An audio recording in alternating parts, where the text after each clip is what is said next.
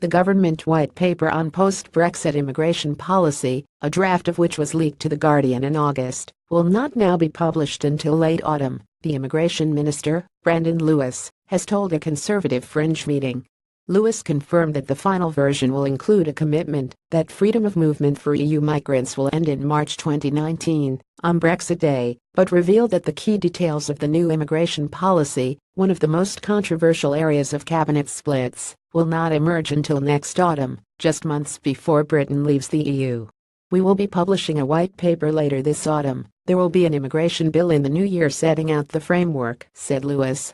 The immigration minister also tried to defend the recent mistakes by the Home Office in wrongly threatening migrants with deportation and hinted that ministers have rebranded their hostile environment terminology by replacing it with talk of creating a compliant environment for migrants in Britain.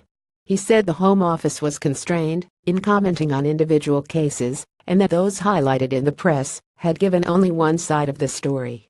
The minister did, however, disclose that he had personally written to all 100 EU nationals who had been wrongly told to leave the country the day after the mistake was revealed. In setting out a new timetable, Lewis told an Institute for Government fringe meeting that The Guardian's leaked copy of the white paper was an early iteration of the policy, and wide consultations were being carried out on Britain's future labour needs. It had been expected that the immigration white paper would be published early this month.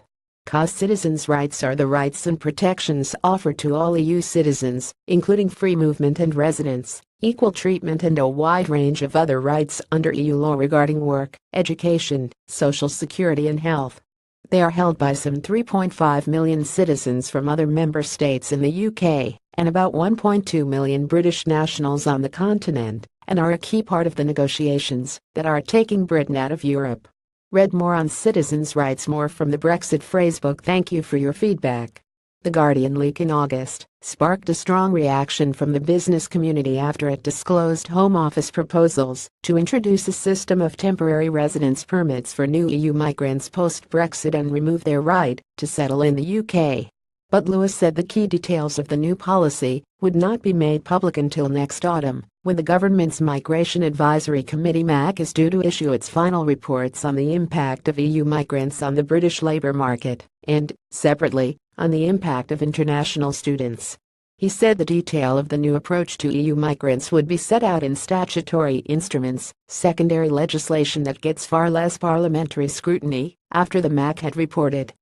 Although the minister insisted there would be no cliff edge in terms of changes in immigration policy, this timetable means that the important details for both the two-year implementation phase and the full post-Brexit immigration policy will not become clear until only 5 or 6 months before Brexit Day. Bronwyn Maddox, director of the Institute for Government, said when it came to immigration policy, she remained very skeptical of even this revised timetable. The 3 Million EU Nationals campaign group commented UK government need to take the undefined, potentially retrospective citizens' rights cut-off date off the table now. It already causes discrimination.